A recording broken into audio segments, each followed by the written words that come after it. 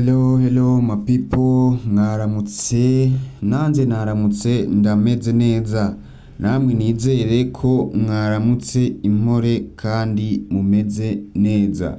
Uno munsi nashaka tuyage ku kiganiro kijanye n'ubukungu, aho hambere hahise hamwe n'ifaranga muri Afrika byakora gute, byari bisanzwe bimeze gute.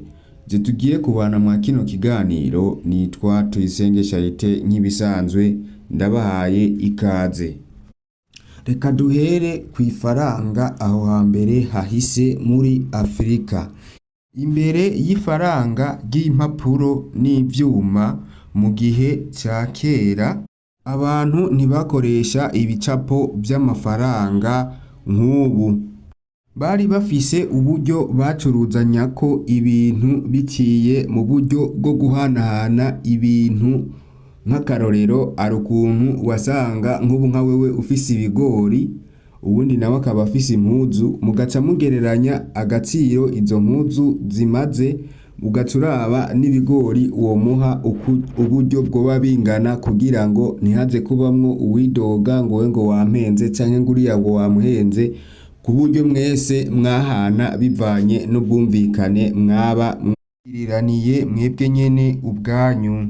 Ifaranga ry'ivyuma ni iry'agaciro gakomeye cyane. Aho hambere hahise, ibihugu bimwe byo muri Afrika byakoresha ibintu bifise agaciro gakomeye, harimwo inzahabu, ifeza n'amasere.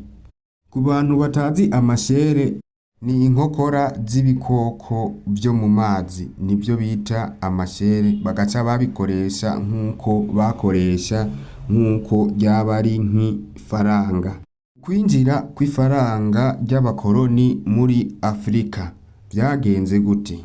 Mu gihe c'ubukoroni, ibihugu by'amahanga byazanye amafaranga y'impapuro n'ay'ivyuma, bikoreshwa ku masoko y'ubukungu canke no mu bindi byose bisubirira imigenzo yari isanzwe ihari. Ubwo ifaranga rikaba rirashikanywe muri Afrika n'abakoroni. Ubwo reka dutandukire n'ikijanye n'ubukungu nabwo muri Afrika naho bwaje gute, byari bimeze gute. Ubukungu bushingiye ku buhinzi n'ubworozi. Nimvuga ngo ubuhinzi wumve ko ari uburimyi.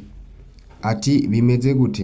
Aho hambere haheze mu bihugu byinshi, abantu benshi bakora ibintu bijanye no kurima kugira ngo baronke ibiterwa canke umwimbu bazoherereza mu masoko y'akarere. Aho hambere kandi habayeho inzira zikomeye z'ubucuruzi bwo mu nzira n'akarere, aho ubona ko hari naho bagurira nk'ibindi bintu, umunyu, imyenda, inzahabu. Aho hari hagati y'akarere ka Afrika y'ubugaragwa na Afrika y'amajyaruguru. Kera kandi